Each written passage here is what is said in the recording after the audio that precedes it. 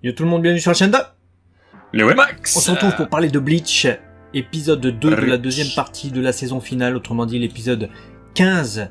On est parti pour ce petit résumé, cette analyse d'épisode et donner également nos avis, comme à l'accoutumée. Exactement. Et avant, du coup, de partir dans le vif du sujet, vous savez ce qu'il vous reste à faire, les amis. Il faut s'abonner. On essaye d'atteindre les 50K et on a besoin de vous pour ça. Alors, on peut pas le faire tout seul. Donc, on compte sur vous. Le partenaire de la chaîne Ma Borne d'Arcade vous souhaite une bonne vidéo. C'est le spécialiste des bornes d'arcade, Pincab, Flipper et Babyfoot. Il s'occupe de tout de A à Z sur Dunkerque, garantie 100% français. Allez, on retourne à la vidéo. Épisode du coup qui apparemment adapte les chapitres 547 à 551 compris, ce qui fait pas mal de chapitres. Merci à Atsushi pour ses notes comme d'habitude sur le sujet. Voilà, un épisode qui débute tranquillement avec une petite réunion avec aussi Yugo qui nous apporte des informations puisqu'il dit qu'il veut voler l'espoir des Shinigami. Là, ça leur suffit pas d'avoir volé leur Bankai. Yurabaha avait prévu de toute manière que les Shinigami travailleraient à pallier un peu le fossé qui les sépare des Quincy, du fait qu'ils se sont fait voler leur Bankai, là, ils sont un peu en difficulté. Donc il a tout prévu. Et on va le voir dans l'épisode justement ça, Ils ont vraiment anticipé qu'il allait avoir un retournement au début, mais que finalement les Quincy allaient reprendre l'avantage. Et c'est typiquement ce qu'on voit dès le début. Ouais, et je les trouve du coup très, comment dirais-je, déjà qu'ils sont durs de base, parce qu'on les a vus plusieurs fois agir, ils sont sans pitié, voilà, ils tuent de sang-froid, on a vu les carnages dans la première partie de cette saison, enfin de cet arc. Là, c'est d'autant plus mauvais en fait. Je me suis dit, putain, tu l'as dit, ils sont là, ils sont en mode, on a fait saigner tout le monde, mais en plus de ça, de leur avoir volé le Bankai, on va les tuer avec leur Bankai, et puis on va leur enlever tout espoir, voilà, comme des sous-merdes qu'ils sont. Ouais, ok. Bon, ils ont le caractère, ils sont mauvais. Vaut mieux les avoir avec toi que contre toi, ces gens. Ouais. Bon, en tout cas, Bambietta est dans la même violence, c'est typique. Elle-même, elle veut toujours tuer son toutou, motivée pour faire saigner aussi. Elle veut tuer Komamura. Le pauvre toutou, ouais. L'attaque est imminente, du coup, l'attaque se fait rapidement dans l'épisode, ils attaquent chacun de leur côté. Alors on apprend qu'il y a une règle apparemment, c'est que les Quincy doivent se dresser contre le capitaine à qui ils ont enlevé leur Bankai. Ce que ne respecte pas BSB ou Basby ou prononce comme tu veux, Basby, moi je veux dire comme ça. Alors que c'était normalement Kangdu qui devait avoir affaire au garçon de glace. Sauf que Basby il en a rien à foutre de tout ça. Tout comme moi j'ai semble-t-il rien à foutre de la prononciation, parce qu'il y a une seconde j'ai dit que je l'appelais Basby, j'ai reswitché. J'ai reswitché. De toute manière dans cet épisode c'est que des switches. Puisqu'à un moment donné Hitsugaya il a l'avantage, à un moment donné Basby il a l'avantage, à un moment donné Hitsugaya et Matsumoto reprennent l'avantage, puis ensuite Basby reprend l'avantage. Et Hitsugaya il fait genre je reprends l'avantage, t'ai tendu un piège, et finalement Basby il le latte.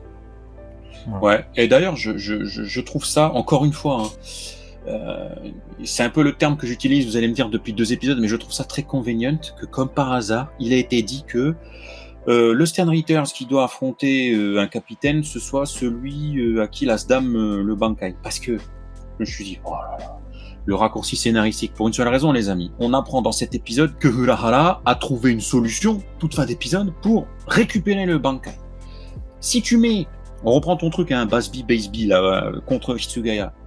Bon, à la limite, c'est un combat 1-1, gagne qui gagne, mais Hitsugaya, il peut pas récupérer sur Basby son Bankai. C'est pas lui qui le possède. Donc que si, comme par hasard, c'est celui qui a volé le Bankai, qui possède le Bankai que tu viens de te faire voler, tu es en train d'affronter ton truc, comme par hasard, t'as la solution pour le récupérer. Si t'es en 1-1 contre cette même personne... Bon, j'ai envie de dire qu'on voit venir à 1000 km à la ronde le retournement de situation. Je sais pas si tu vois ce que je veux dire. Ouais, surtout que Kangdu, il arrive comme par hasard au moment où... à la fin, quoi, en fait. Il arrive à la fin, Hitsugaya, il va avoir l'information. Mayuri, peut-être, c'est le département de la science, de la technologie, si vous préférez. Il va trouver un moyen de contacter tout le monde. Il a Kurotsunemu aussi avec lui qui peut peut-être faire un truc.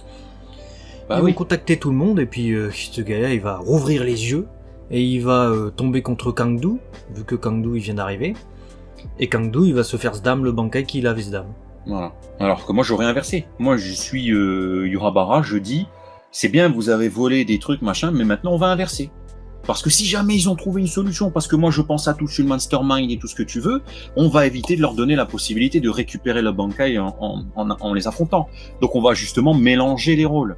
Et bah ça renforce la difficulté, parce que le gars il fait putain, moi il faut que j'affronte Guignol là-bas, c'est lui qui a mon Bankai, arrête de m'empêcher de passer.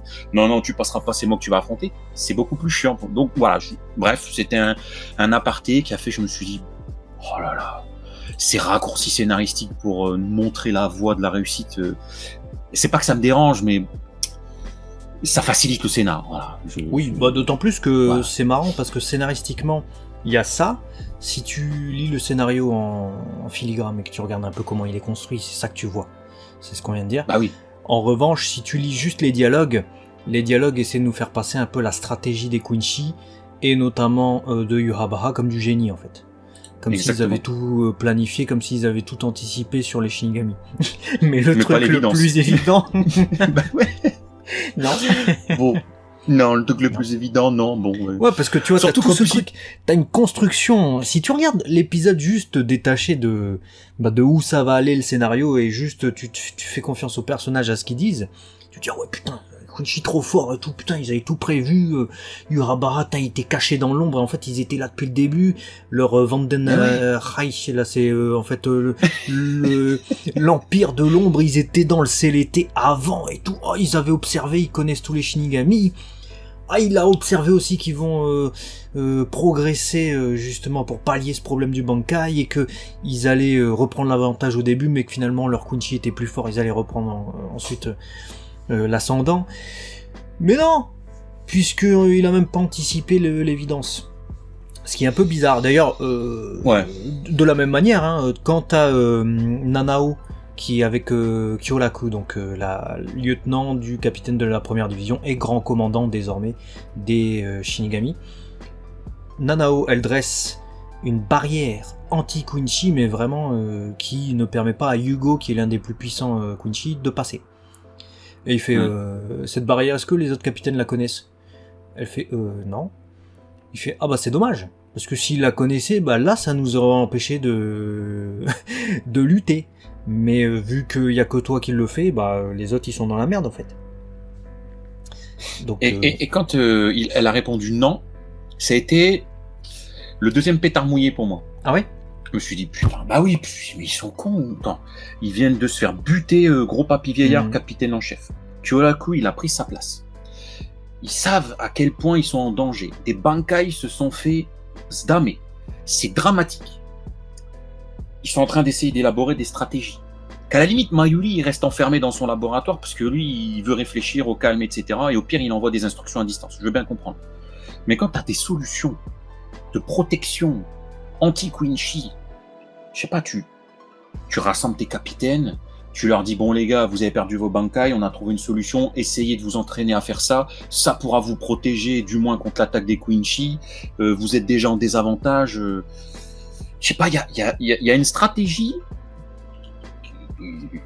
ouais, il y a des évidences en fait des deux côtés qui sont éclatées au sol. Stratégie zéro, parce que du côté des Quincy, t'as l'impression véritablement qu'il y a une stratégie dans leur tête, hein, visiblement, mais elle n'est pas appliquée à 100%.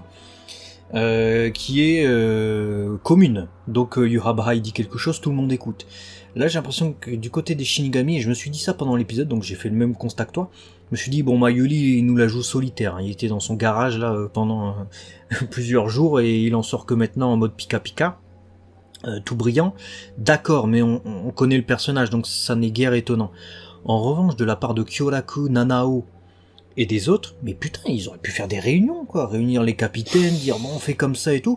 J'ai l'impression qu'ils se le sont joués solo, et elle a développé son truc anti-Quincy de son côté, et non, on va pas en parler aux autres, alors que ça pourrait sauver c'est tout. ça. Je me suis dit, ok. C'était ça tout le monde, hein. C'est ce qui va les perdre, hein. Bah oui, parce que regarde, Hitsugaya et Matsumoto, ils ont travaillé ensemble parce que lui, il s'est dit, ouais, j'ai plus de Bankai, il faut que je m'entraîne. Bon, ça a donné, comme tu dis, le rebondissement où il a essayé de prendre l'avantage avec le peu de glace qu'il peut générer avec son Kyorin Maru, etc. Là. Bon, ok, mais il s'est entraîné seul tout, en fait. Soifon de son côté, c'est pareil, elle est partie développer de son côté son truc là, je sais plus comment ça s'appelle, c'est tout. Il y a que des termes de fou dans ce le truc. Mukyu Shunko. Voilà, c'est ça. Merci, je te remercie. Mais ok, on comprend cette nécessité de développer et de se munir d'armes, mais la barrière number one que l'autre met en place en mode ça, c'est un anti-Quincy. Mais ça aurait dû être le truc number one. Genre, on appelle tout le monde, les gars, on a un truc pour parer l'attaque des Quincy, blablabla. Bref, voilà, on va pas faire 10 minutes sur ça, mais ouais, des stratégies, je trouve, peu abouties. Et du coup, bon, en fait, quand tu regardes l'épisode, tu te dis c'est bien, mais si tu regardes les entre-deux, tu te dis, ils sont un peu cons, c'est moi. Ouais. Voilà, bon, c'est tout. Ça manque si tu regardes les d'esprit épisodes, stratège. Tu te dis, ils sont intelligents. Tu crois en ce qu'il dit, en fait. Tu fais confiance au personnage et tout. Mais si tu analyses le scénario, tu te dis, bon, ils sont complètement niqués dans leur tête. Bah, c'est une stratégie individuelle, mais pas une stratégie de guerre. Bah ouais, voilà. Une stratégie de guerre, normalement, c'est un peu la base. Alors, le grand commandant, normalement, on devrait avoir confiance. Hein. Peut-être que on nous réserve un coup de théâtre, ou finalement, Kyoraku, il a averti tout le monde de quelque chose et tout. Parce que c'est censé être l'un des personnages les plus intelligents du game. J'ai du mal à croire qu'il ait rien prévu. S'il a rien prévu, il pue vraiment la merde en tant que grand commandant. Je le dis direct, on verra bien. On n'a pas lu le manga, ne nous spoilez pas, on verra. Pour ce qui est en tout cas de la Hala, bah il a pris contact avec Mayuri en fin d'épisode, donc ça veut dire que lui a trouvé comment faire. Et de son côté, Mayuri, lui, bah il nous a surpris sans nous surprendre. C'est-à-dire que j'ai beaucoup aimé les passages où il apparaît en Golden Frieza, là évidemment Pika Pika tout brillant. Je me suis dit, qu'est-ce qu'il fait Golden Frieza là? Je me suis dit, on va avoir des fanarts réunissant les deux, Golden Frieza, Mayuri, comme ça, version Pika Pika, c'est sûr et certain, vu que c'est le même seiyuu en japonais, Ryusei Nakao. Je le vois gros comme une maison. Et alors, il nous explique du coup les secrets du Vandenreich. C'est-à-dire que c'est un royaume qui n'existe que dans l'ombre du CLT. C'est pas très clair dans l'épisode. Dans le sens où tu te dis, bon, le royaume s'il existe dans l'ombre, et que lui, dans sa salle, il a fait en sorte de mettre des lumières partout, il a mis des LED partout, le gars. C'est très fatigant pour les yeux, j'espère qu'il a des lunettes anti-UV, parce que putain, s'il n'y a pas une seule zone d'ombre dans son bureau, je sais pas comment il fait. Mais du coup, ce qui permet de s'isoler totalement du royaume des Quincy, ce qui est bien, et du coup, c'est la seule partie du CLT qui a pu être conservé au moment où le Vandenreich il a pris la place du CLT ici. Et comme on comprend pas très bien comment le royaume peut être dans l'ombre et partout à la fois, parce que c'est ça qu'on nous dit, dans chaque zone d'ombre du CLT, comme il y a du Reiatsu et tout ça, et ben il y a le royaume des Quincy. Et ben il y a une petite explication d'Atsushi qui est pas mal, je trouve. C'est une explication comparative, ça n'est pas évidemment une métaphore parfaite, mais je trouve que la comparaison est pas mal. Il nous dit, si vous avez vu Stranger Things et que vous avez vu l'Upside Down, donc le monde à l'envers, grosso modo c'est un peu ça. C'est-à-dire qu'on aurait l'équivalent du monde existant mais à l'inverse. Donc là on pourrait imaginer que du coup le monde des Quincy serait à l'inverse du monde des Shinigami. Là il l'a juste fait basculer, ce qui explique comment le palais du roi Yobahara a pu prendre la place du château, je sais pas comment ils appellent ça, du CLT là, des Shinigami. Voilà, grosso modo. Mais du coup, je pense que Mayuri va avoir, c'est une petite théorie de ma part, mais un rôle important, parce que je me suis dit, les Pika Pika, du coup, on sait que l'ombre naît de la lumière, mais est-ce que s'il a réussi à développer une capacité qui peut éclairer, genre, l'équivalent du CLT, mais au point de limite ne pas créer de zone d'ombre, ça peut empêcher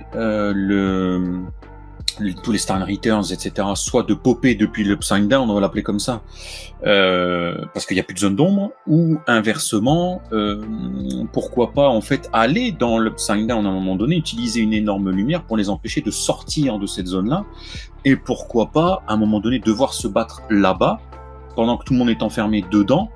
Et est-ce qu'on peut pas, j'en sais rien, imaginer une énorme explosion, une énorme bombe, ou je sais pas, je pars dans un délire, mais pour les enfermer et pour faire tout péter à l'intérieur de ce territoire parallèle, qui, une fois que tu t'en es sorti, en fait, c'est ce Upside Down qui est mort, tu vois, mais Moi, je le pense... CLT restant. Ma théorie, c'est que comme ils expliquent dans l'épisode qu'ils ont été au CLT parce que justement ça regorgeait d'énergie spirituelle, donc du Reiatsu, beaucoup plus que dans le monde des vivants. Je pense que c'est le roi qui crée le Vandenreich, ça serait logique, puisque c'est littéralement l'empire de... je sais plus quoi, j'ai oublié la signification, mais grosso modo l'empire de l'ombre ou que sais-je. Je pense que si Abraham meurt, l'Upside Down, donc le Vandenreich, il meurt. Il meurt aussi, donc je pense que ce serait logique et ce serait même la facilité. Plutôt que de devoir foutre une bombe dans le truc, surtout que là maintenant il est fusionné dans le sens où il a pris la place du CLT, donc le CLT il est à l'inverse. Ouais, donc effectivement, faudra faire tomber du coup Yurama avec sa stache mou pour très certainement résoudre le souci. Pas plus d'infos concernant Uryu qui est resté silencieux dans cet épisode. Il apprend l'histoire. Il apprend l'histoire. Moi une histoire que j'aimerais bien apprendre, c'est celle de comment il s'appelle, BG9 là. Celui qui affronte Soifon, je me suis dit c'est un humain artificiel le gars. Ou alors il se prend pour Guyver, je sais pas.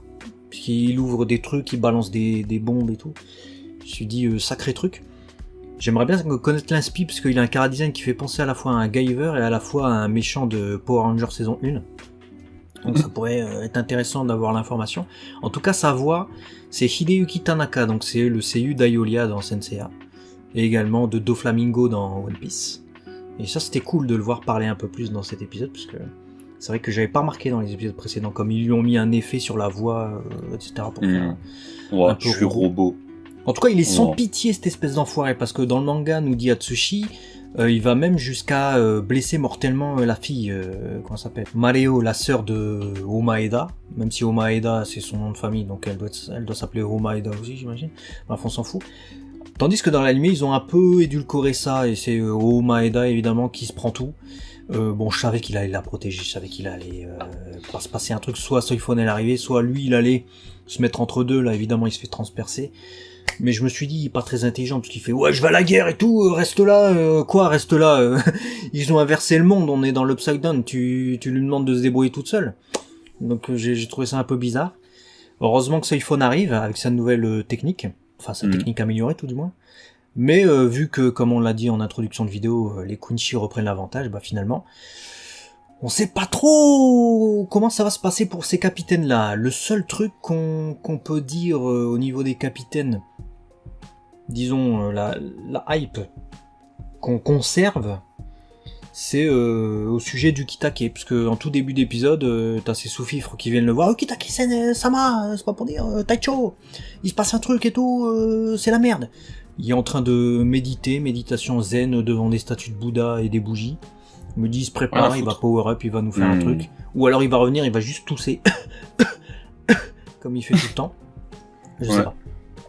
Ouais, bon, je pense que c'est une façon de nous montrer que lui, il a pas dit son dernier mot, le gars, donc il faut le suivre de près, tout comme il faut suivre de près Kurosaki Ichigo, qui semble galérer un petit peu plus sur cet ultime entraînement, puisque on le voit du coup errer à pieds nus, en écoutant des haïkus, donc des sortes de poèmes, de phrases ça, en fait c'est un texte, mais on dirait voilà. Vraiment qu'il écoute des haïkus. Moi j'ai mis ça dans la vanne, dans le texte. Ouais, mais c'est ça, mais moi j'ai vu ça comme ça aussi. Donc, c'est exactement ça en fait, quand t'écoutes. Et du coup il marche. Hachibe, je crois que c'est Hachibe, ouais. Hachibe il fait, ouais, de toute façon, qui dit mot, ne dit mot consent. Qui ne dit mot Pierre Kiro n'amasse pas mousse. Ouais. C'est ça. Pendant ce temps-là, faut essayer, en français, ça doit être ça. C'est l'équivalent de ça. T'as Ichigo qui marche à pieds nus, faut imaginer, donc comme un charclos sur des cailloux, etc. Et puis t'as un gars qui parle par-dessus. Qui ne dit mot consent. Pierre qui roule n'amasse pas mousse. Et là, comment tu veux réussir un entraînement? Je veux dire, c'est bien de nous dire Irazu Sando. Donc, Irazu Sando, c'est une scène qui est d'ailleurs inédite, hein, parce que Atsushi nous précise que Kubo a l'air de vouloir raconter beaucoup de choses sur cet entraînement, choses qui ne sont pas présentes dans le manga, c'est bien. Et le gars, on le voit galérer un petit peu. Et toutes ces poésies, entre guillemets, de Hachibe convergent vers le fait de dire ouais, si tu réussis pas ton entraînement, t'es qu'une grosse merde. Et pour pouvoir avoir accès à l'entraînement et le réussir, il faut pouvoir atteindre la porte.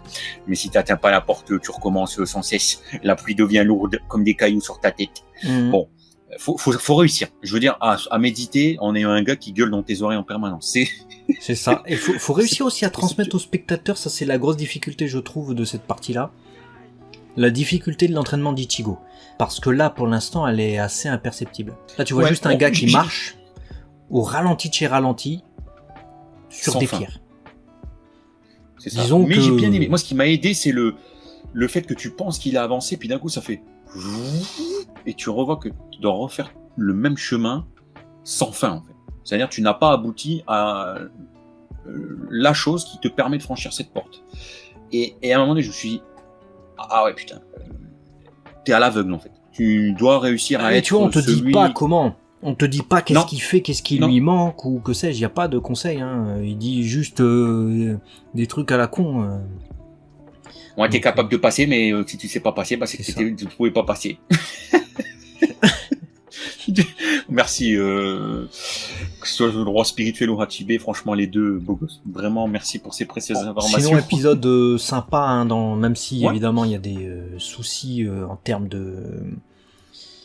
d'organisation d'armée, de planification, de stratégie, tout ça. Disons que c'est pas les meilleurs généraux, c'est pas des lumières, hein, contrairement à Mayuri. Mais l'épisode est sympa, lui en lui-même, il y a de l'action. Les personnages sont toujours aussi cool. Claude Tsunemu, elle a mis une très belle robe à paillettes. T'as des persos qui brillent aussi, des persos qu'on n'a plus trop l'habitude de voir briller, donc ça fait plaisir. Donc épisode cool dans l'ensemble. Ouais, épisode cool qui du coup ne répond pas à ma question de pourquoi Orihime était en top tweet. Voilà, j'ai pas compris. Mais c'est vrai qu'elle apparaît pas dans l'épisode, j'ai pas compris, parce que quand l'épisode est sorti, Orihime est en top tweet. Alors sauf si c'est quelqu'un qui a le pseudo d'Orihime, comme c'est déjà arrivé avec des gens qui ont des pseudos de manga, mais Orihime était en top tweet et elle est même pas dans l'épisode. Ok. Alors que j'attendais jusqu'au bout à cause de ce top tweet qui se passait un dos avec. Même scène post-générique, rien du tout. Rien du tout. Bon, on verra du coup dans les prochain épisode. Dites-nous ce que vous avez kiffé, ce que vous avez moins aimé, votre version d'effet. Voilà, ça nous intéresse, vous savez. Vous avez espace commentaire pour ça, pas de spoil. Abonnez-vous, partagez. Voilà, vous connaissez. Et nous, on se dit à très vite sur la chaîne 2. Et ouais, Max, à la prochaine. Allez, des bisous. Ciao. Ouah, Pierre qui roule, n'amasse pas la poussière.